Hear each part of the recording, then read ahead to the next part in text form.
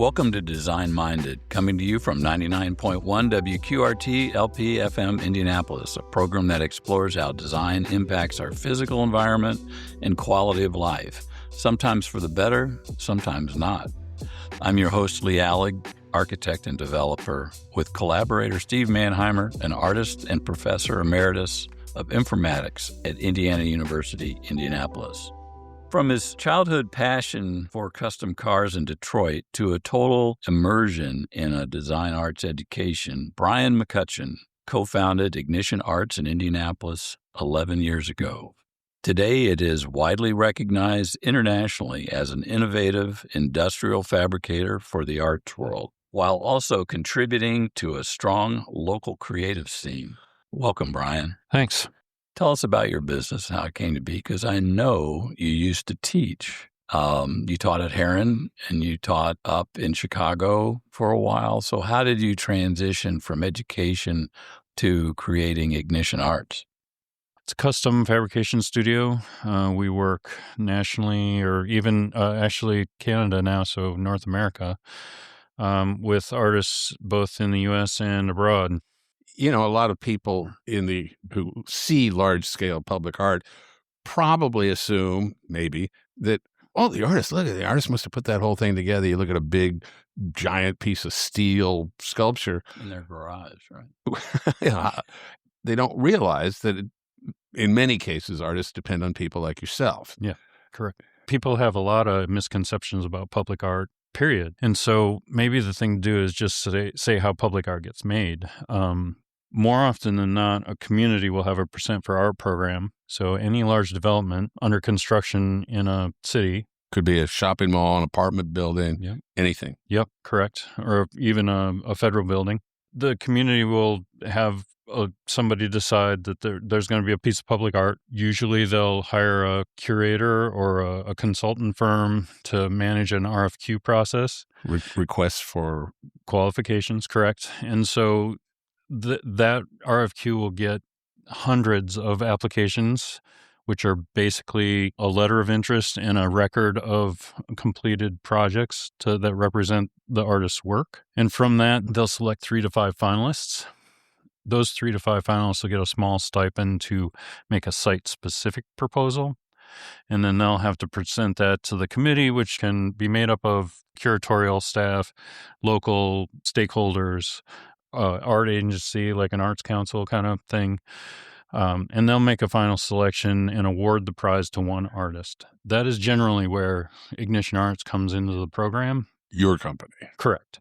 And from there, most artists don't have the infrastructure to build a large-scale public art piece. A lot of our clients work out of offices, like they don't necessarily even have a fabrication studio at their disposal. And so they'll come to us, we'll have a budget, a timeline, and a concept, and then what we'll do is collaborate with the artists and all the other entities involved, the project management team, the curatorial staff, the general contractors on site, to develop that concept into a buildable project for the budget that's available. And then once we get everybody to sign off on that, we go through a design development process.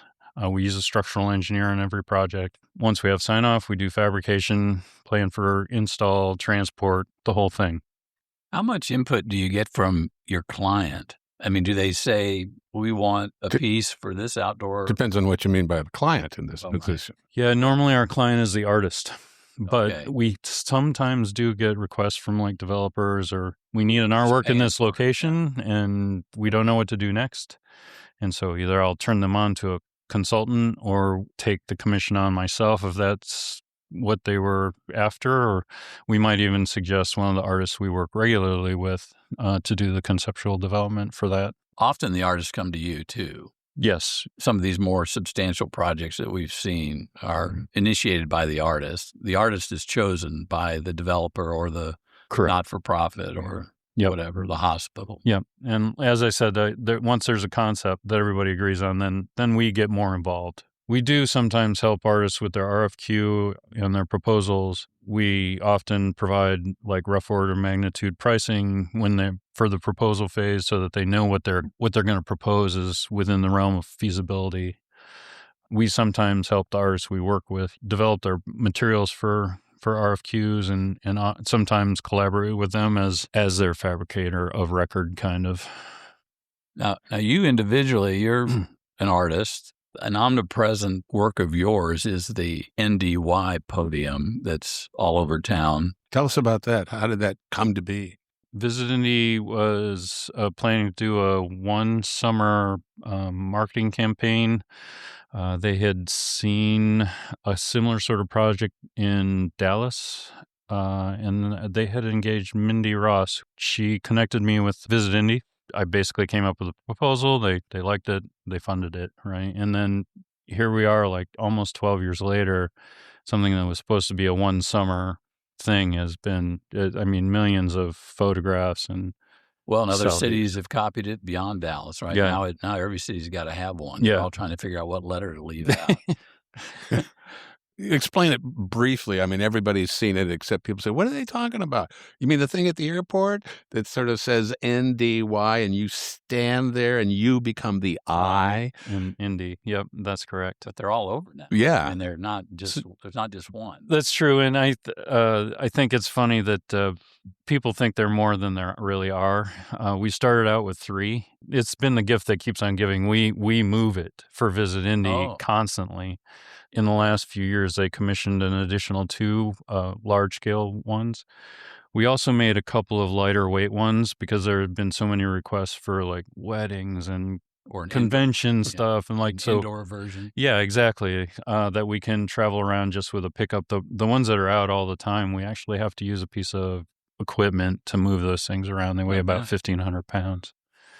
So, but the other piece that people would probably recognize right off the bat is on Meridian Street, right next door to the Indianapolis Public Library. It's 5 Tuscan columns lined up with a frieze of Mark Twain, a quote from Mark Twain, and on the columns is sort of a lending library, right? Correct. Is that how you'd characterize that? Yep. And it stood the test of time. That was a really nice project. So it was commissioned by design, right? That is correct. That's my work. Rachel Simon developed a program called the Public Collection, and again, Mindy Ross was the art manager on the project. They had the idea for these artist design lending libraries to promote literacy in the city. They were temporary artworks. They were meant to be out for, I think, 2 years for each one. And funny enough, they came to me because they wanted some sort of image to put on the RFQ that sort of was an image of what they were interested in seeing in the project. Thought-provoking. Right. Yeah. And that's the work that I came up with, and they loved it immediately. So in a way, I ended up not having to compete for that commission. That's great. Because they wanted something that was, it had to be a lending library, it had to be an artwork, and they wanted text. How do you build the text? Because they're like block letters. Yeah, is that 3D printing or? Nope. So I worked with Signworks here in Indianapolis. They're hollow formed aluminum letters, same kind you'd use on signage. It used to be on Monument Circle. That's right. That was for temporary, and the concept was really derived from that specific location. And if you do see it at the library, you'll notice that it's curved. It's the same radius as the sidewalk is on Monument Circle, and the whole point of the project was that the Mark Twain reference, I paraphrase, basically says that libraries are a better monument to society than memorials. So it was directly opposite the Soldiers and Sailors Monument. So I wanted a bit of tension of those two ideas. I think it's kind of interesting. Indianapolis is not the biggest market in town for public art? Yeah, for art. Public art. Exactly. And so here you are. There's obviously not enough work here to keep a company like yours growing and prospering. So you've had to take the show on the road to a certain extent. But how do you staff and where do you find the talent to do this? Because you're not just a bunch of guys with tool belts hanging out ready to build something. I mean, you've got you use software. I think you told me you used Rhino software, and you hire a lot of people who probably never get out from behind a computer, right? I mean, they're not all in a shop. A lot of people are putting this together. Yeah, it definitely one thing, I didn't necessarily learn in art school is that to work at scale, it requires a team of people. Yeah, I staff 18, and it's divided almost equally between design and office, like administrative staff and fabrication staff. All of the design staff have master's degrees in architecture. They work in Rhino. One thing I think that really sets my company apart from any other art fabricator in the U.S. is how much we rely and utilize the computational design models. We exist in a funny spot where we're between a contractor, architect, and artist. The things we build are art. They're usually associated with building construction. And it's not art built in a traditional sense where there's somebody in the studio like working away at their craft. It's more like architecture in that there are committees involved. There are people who have influence on what the final design is going to be. And so in terms of hiring, it's been an interesting sort of process for me here in Indianapolis, because when I first started out, like you mentioned before, I was teaching. I taught a number of things. I primarily, through my teaching career, taught 3D foundations. Which, for people who've never gone to art school, it means like the first year or two. Yeah, freshman 3D design practical ideas. But I also taught in the design graduate seminars in the Design Objects department at the Art Institute of Chicago. I developed a public art graduate seminar for Heron when I was teaching part-time there. When I was on the East Coast, I taught at a number of institutions around the Philadelphia area, Tyler, Moore. So when I first sort of began doing this, it was more of bringing in art students who had graduated, like sculpture students. And that has evolved in part because of the scale, and a lot of the shop staff are really craftspeople that are coming out of more traditional fabrication backgrounds. What schools tend to produce the type of talent that you're looking for? That's kind of two different things in the shop. Like most of the staff go to trade school or learn on the job, or and then as I said, the folks who are doing design work primarily have been architecture graduates. I still have a couple of younger staff that started working for me after they left the university. I've got a young woman who's painting for me now, who graduated from painting from Heron. It's amazing transition into the type of work we're doing.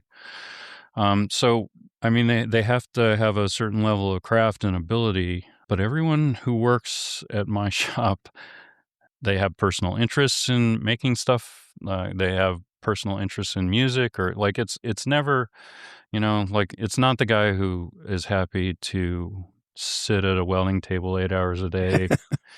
Everything we do, every project is unique. Every job is different. Even if we're working for the same artist, it's never the same project.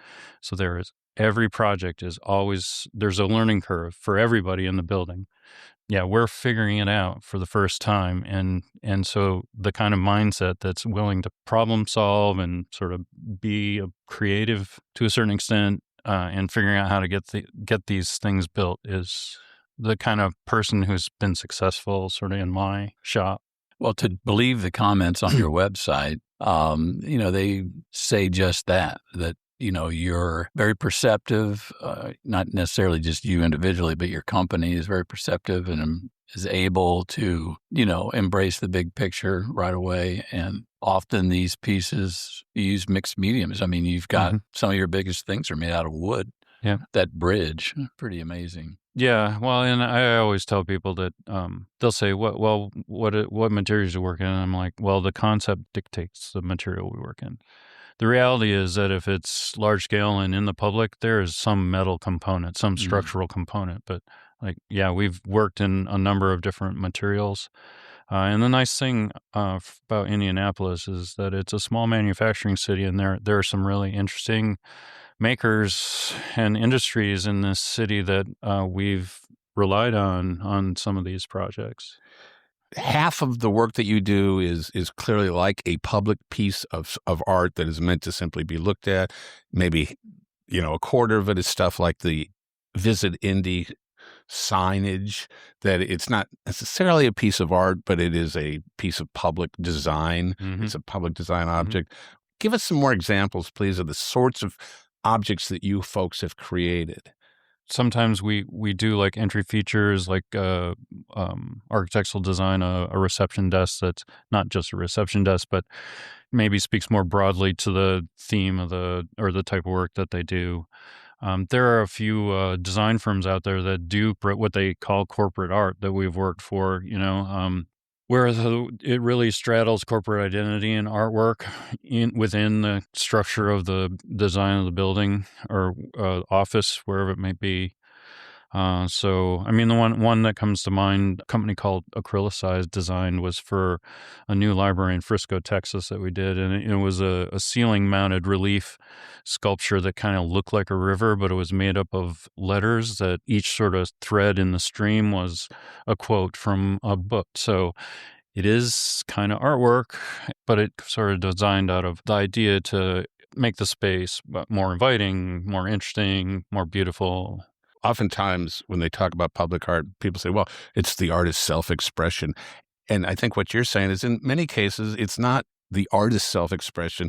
It is the artist or a designer, however you want to define it, or the architect, who has created something that really is thematically about the building in which it is experienced or across the street from where it stands. And it's not self-expression. It is, I don't know, civic design. Yeah, or site-specific, too. No, and I mean, it's best when it is related to the history of the place or speaks to the people who live there. Or, like it's meant to enrich the community, and, the community hopefully buys in. We used to talk a lot in art school back in the day, the difference between public art and civic art. The civic seems to have a kind of a communal meaning rather than an individual expression. How do you see that evolving in the United States? Because, there was a time back in the 70s, 60s, 70s, and 80s where we said, oh, my God, what is that piece of nonsense? We just spent $1 million on. That's crazy. How has that evolved in your perception? I think what you're describing are sort of like the plop art kind of things from the 70s and 80s. Explain that. That's a term of art, so to speak. Yeah. Well, it would be, so if an artist has an appearance of their work that's consistent, that they would make an artwork, and it doesn't matter where it goes. You can put it anywhere, and it always looks like their work. You plop it down someplace. Exactly. And in our case, like the projects we work on are always site specific, and so they take a nugget from something within the culture of the community and sort of expand on that. Yeah, back in the day, you say, we're going to have some public art. Well, we got to have an Alexander Calder. It costs $10 million. We got to have a Picasso. We got to have a brand name at multiples of expense that go into that, as opposed to, like you were talking about, the library down in Texas or other examples. What are some of the projects that you folks have worked on? They say, we really like that project. That was a great project. I like to think all of them. Well, good point. We've done some amazing. Well, you brought up the bridge earlier by Vulcan Alkanoglu. That thing is amazing, and the community was over the moon about it. It got great press internationally. So it looks like a giant canoe. It doesn't. Bridge. So it was a pedestrian bridge that connected a walking path in Fort Worth, Texas, and so it spans this like. I don't know. It probably has a real name, but it was like a gully or something that fills with water during storms and stuff. So the bridge like connected the trails so that you didn't have to like walk way out of the way to get to the other side of this thing. But that was a super interesting project. Well, then Rob Blay, who some people might remember, the Eskenazi Hospital garage has that south elevation that is blue and white cards. Primarily just blue and yellow. Oh, And so when you drive past, whether either you're going east or west, it'll change from yellow to blue, or it'll change from blue to yellow, depending on the direction you're going on the street. And yeah, This is down on the IUI campus. right. Bloomington's done a few parking garage wraps too that you were involved with. So that seems to be, I think people are realizing that it's a blank slate. That yes, definitely some real estate that has the potential to be to give identity to the building or the community, and sort of it doesn't have to be ugly, like many parking garages are. So, well, one thing, I know you were on an episode of The Art Assignment, Sarah Green's show on PBS.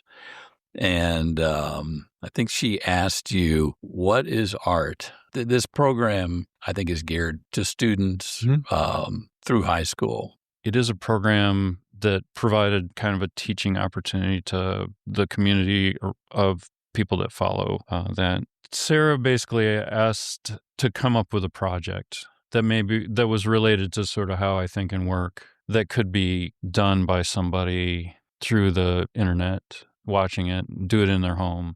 Because of the work that I do, I sort of ended up, I think, allowing for them to talk about surrealism. The project I did was called Customize It. And so I have historically combined maybe disparate ideas or images, or transform something that you recognize through a material process into something different that maybe speaks to things other than itself. And so that was the project. Well, I know you took a forklift, and when you got through, it looked more like Peter Max had maybe been involved with it. Pinstriping, lots of detail.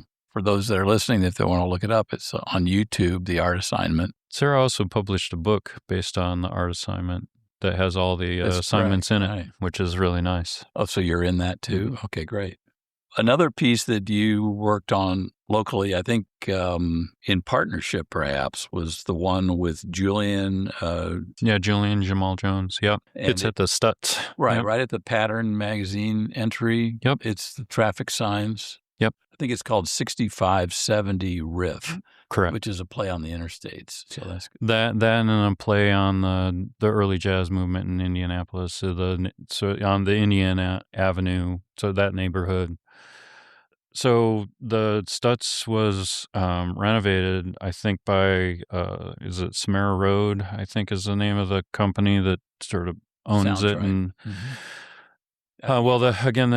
we now in Indianapolis have 1% for our program, and so there was an RFQ. I applied for it and was shortlisted to propose something with it. And as part of my proposal, I opted to look for a local artist who maybe was emerging and was underrepresented.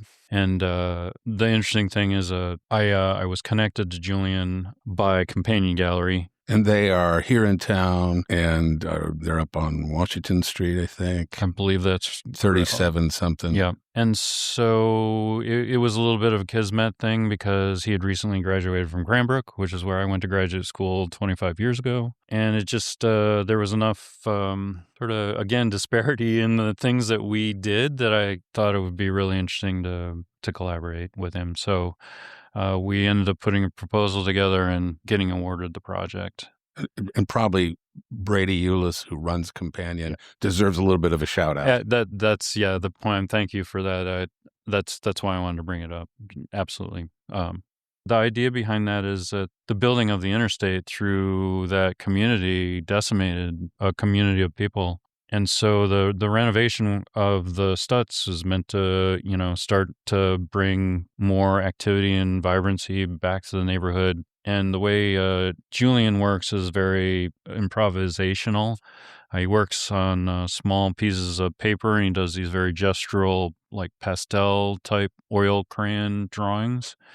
And then in his process, he'll scan those print them to fabric, and then quilt up a larger scale image out of fabric into a wall hanger, pick something you think more like a painting than a quilt. And so we sort of combine that. Like I've done a number of artworks where I've used infrastructure type imagery. So we wanted to make sort of reference to the freeway and jazz improvisation and that community. And so the end proposal was to build what looked like highway overpasses that basically have all the signs that you see in the artwork start at 21st Street and end at Michigan on the 65-75 or 65-70 split. And then we applied Julian's paint graphic to the sign panels and just collaged them together in the same way that he kind of works in his studio practice. I'm curious, did he actually paint on? So he just no, you do it. Yeah, completely conceptual. So the part that's maybe most interesting about my business is the stuff that goes on to make the thing happen. The panels that he gave us for those paintings were like 3x5 cards in scale, and like we have a 10-foot sign that's. So you had to reinterpret it. Yeah, for that scale. Yeah, I laid out all the signage. Julian applied all the graphics, and then we took those basically again digital files, and the young woman that I hired, Maya Frazandi, individually hand painted every sign to mimic that gestural drawing on board. So if you look closely at those paintings, they look like a pastel has run over a textured surface, but she hand painted the entire thing. Wow. Kind of begs the question about the long term, who takes care of these things? That's one of the big questions about all public art. Yeah. Correct. And the answer is nobody in too many cases. That's why we're seeing a lot of cast bronzes now of people instead of maybe other art. I'll go back to when I went to school, I never imagined that any artwork I made would need maintenance during my lifetime, and beyond, right? But most public art projects, they're owned by somebody for one thing.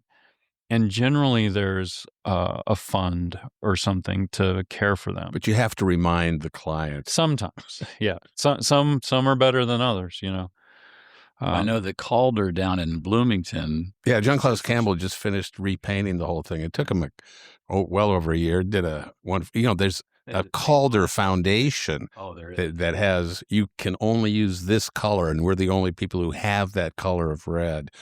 Ask Bill Negler sometime. But yeah, they did an excellent job as far as I can tell, and more power to them. Well, and honestly, most communities are asking for public art. They put in their document that they want minimal maintenance. And so, it's part of our job in design development and in the artist's job as the conceptual to try and utilize materials and processes that are stable, long-term, or easily repairable. But it's a big and evolving question. Yeah. Technology is changing. Like if we're using steel, we'll galvanize it before we paint it. Like that'll add longevity, and it doesn't cost that much extra to do. And, a simple thing that I try to encourage my clients, like if it's ground level and people can get their hands on it, they will. Let's brush or roll paint it. So any maintenance guy can come along and repair it, not have to call us to deinstall and then completely, go through a year-long restoration process. Let's just make it really serviceable. Do you see the world of public, again, civic design, whatever you want to call it, do you see that evolving because of digital technology? Oh, absolutely. My company is an example of that. And we use it a lot. Not only is the artist using the computational design models to develop the concept, we then take that and use digitally aided tools to make it. Fiber laser, CNC router, CNC press brake. And these tools do what? Explain that, please. The fiber laser will cut metal with incredible accuracy. And we're talking 1/2-inch plates of steel? Anything from super thin. The machine I have will cut up to 1.5-inch steel.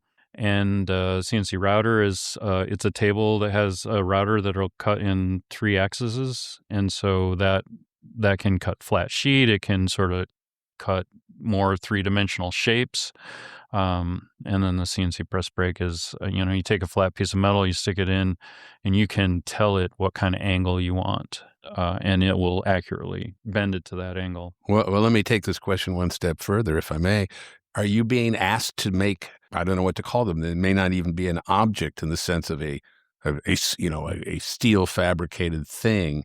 Maybe it is in itself something to do with sound, something to do with color, something light, that is a kind of public artwork, but it's just not a big piece of steel, and it's not solid in the same way. Yes, for us, it's, mostly physical objects.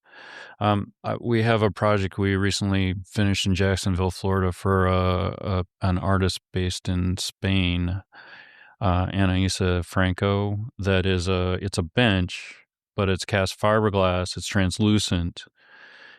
It has like 100 feet of LEDs inside, and when you touch it at the top, it pulses a heartbeat with the lighting. So that's cool. Yeah, and not your sort of typical metal thing in the square.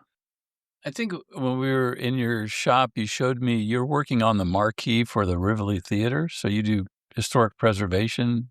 Yeah, periodically we'll do preservation work, or conservation work maybe is better. And sometimes it's artwork.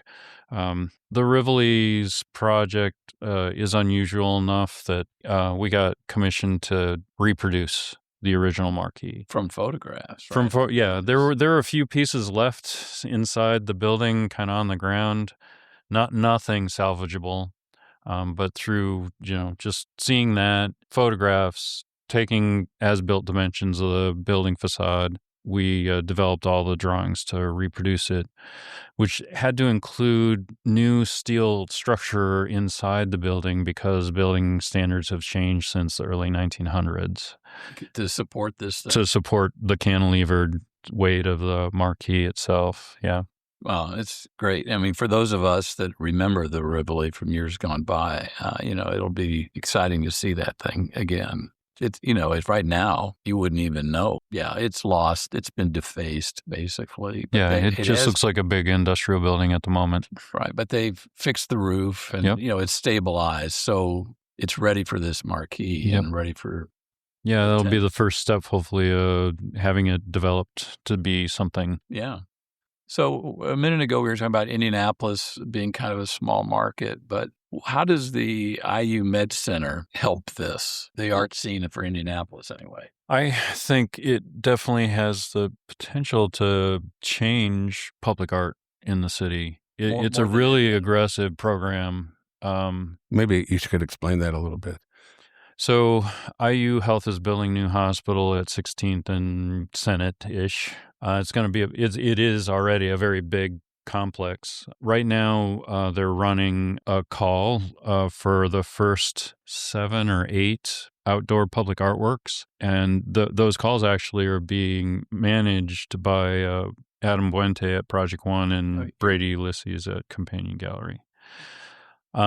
They are, because of the scale and nature of the construction, these are real budgeted public art projects. Well, their budget is, $2.7 million? Yeah, and it's divided up into tiers. There are a handful of $100,000 or less tiers, primarily meant for local, regional artists to have an opportunity to do public artwork. And then there are a couple other tiers like $300,000, $600,000, over $1 million for each project. Does this include indoor work? Is it kind of like the Eskenazi project? It's separate. There is a program for the inside too. That's completely separate from the. So there's nothing really to compare this to. No, and this is only phase 1.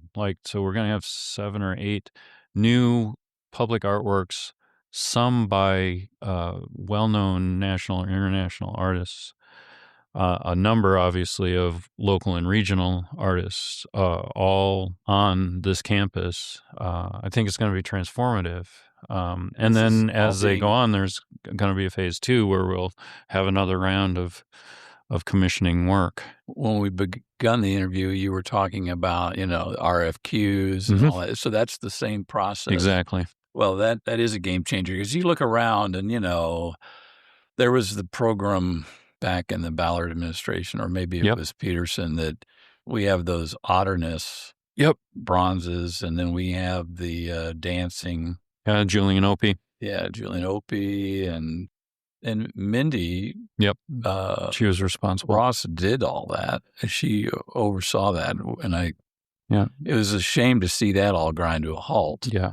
But this will eclipse that in a big way. Yeah, well, and I mean, the Cultural Trail too had an art budget, and so there are a number of projects that generated. But yeah, this is the first one of its kind in the city, I think. There is definitely a shortage of impactful outdoor art. I mean, the last few years we've seen statues of former mayors and things like that, which are fine. Yeah, but we need a lot more. Yeah.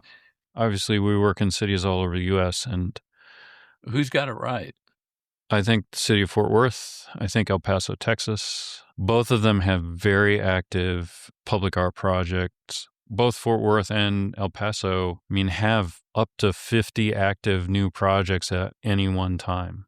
Like, if you can imagine. Obviously, El Paso is bigger, but I don't know that the Fort Worth market is much bigger than us, although Dallas is nearby. Why are they so successful? A willingness to fund it, honestly, I think. There's also the Bass families in Fort Worth, and there's some heavy hitters. Yeah, obviously they have some money in that region. And they are very arts-minded, I think. Impressive. Yeah, the Nasher is in Dallas, but in Fort Worth, you got the Fort Worth Museum and the Contemporary Art Museum. Right. No, it's impressive. I know Columbus, Indiana is trying. Yeah. I think Richard McCoy is doing a great job down there. And it's possible for, the size of that community, they will become a leader in public art. It certainly has been a benefit to us. We've been involved in each Exhibit Columbus rotation, and they're bringing in people who have become our long-term clients, who have artwork all over. Yeah. I'm glad you were able to join us today because you've been able to answer a lot of questions. But we always end by asking, what did we forget to ask you? You were really wanting to talk about this, and we just never got to it. I know there's a question I didn't answer, and that was how I got into this to begin with. As a young person, I dabbled with making my junky car look better. But then I actually went to the University of Michigan. I started architecture school, and I had a teacher there that whose work I thought was amazing, and I discovered he had a master's degree in sculpture as well as a PhD in architecture. And so I thought, I probably need to know more about art to be a good architect. And then once I started doing the art, I just abandoned the architecture stuff. Well, since you have a passion for cars too, what are your favorite projects? You must have something in the garage. I do. I'm real close to finishing a 1951 Plymouth Suburban wagon. It's when you say finish, you mean restore to its? I'm primarily interested in hot rods and customs. I don't do restorations. So this has a modern drivetrain, modern suspension. It's been lowered. It's gonna have a pretty wild paint job on it. That I'm gonna work with a local hot rod pinstriper, Little Bill, to do some of the graphics on. So. Cool. Will we ever see it? Are you going to drive it in parades? I don't. I build them to drive daily. Like I don't. Okay. My car show is going to work and back and going to the grocery store. And there are people who would say that the American car is the great piece of public design in American culture. Yeah, and the custom car is an expression of individual expression. Like it totally get that. It was interesting. It took me until after graduate school, and I was at a residency at the Bemis in Omaha, where I finally embraced the sort of Americana car culture as part of the kind of language that I wanted to use in my work. But it's always been in the background the whole time. So, well, thanks for joining us today. It's been Sure. a real pleasure, and Yes, thank you. we'll keep an eye out for the the IU IU Health. Center. Yeah, when that thing opens up, the park's going to be beautiful. There's going to be a lot of really great artwork there. And that's on track for 27. So another year. Okay. Yeah. Well, very good then. Thank you. Thanks, Yep, Brian. you, sure. Brian. Thank you. If you have suggestions or comments about this episode, contact us at talkdesignminded@gmail.com.